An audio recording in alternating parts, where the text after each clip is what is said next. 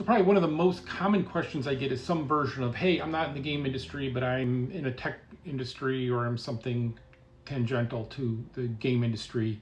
How do I get into the game industry? And so on the day that we're talking about layoffs, let's talk about something happy and fun.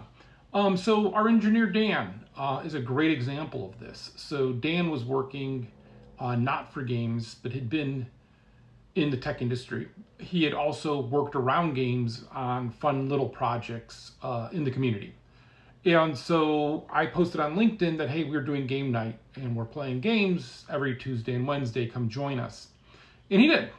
And then one of the days we're like, hey, we want to play this old source mod. I got to figure out how to host it. I'm going to figure this out. And he's like, hey, why do that? I can solve this problem for you. I can just host it on my server. I've hosted these before.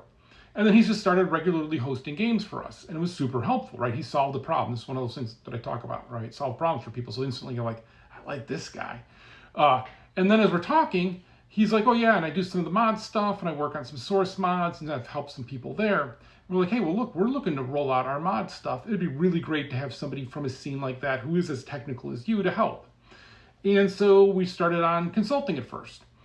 And it was just like, hey, work with one of our engineers here who's doing kind of the big back-end sweeping changes we need, and you kind of consume them and have an understanding and work with that. And it just kind of kept growing over time, where we went from very few hours to more and more hours to offering him a full-time position.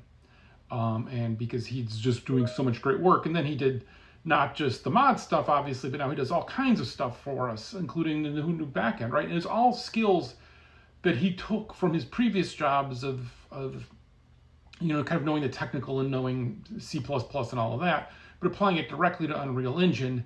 So it's not even the source stuff that he was working on before, but something different. But he could apply that to that. And so that really worked. But he demonstrated that first to us, right? It wasn't a cold hire. And he was a really great worker and just really has done. I should not praise him so much, because then someone's going to snatch him away. No, but he's a really good guy too. So I would always just wish him the best. In fact, that's when on my trip, I went to go visit him because I'd never met him before and I wanted to meet him.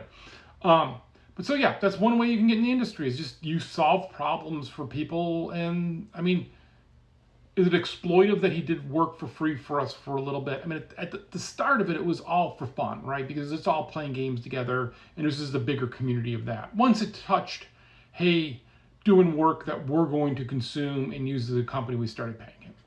And I think that's fair. So that's one way for, if you want to break into the industry, to do it.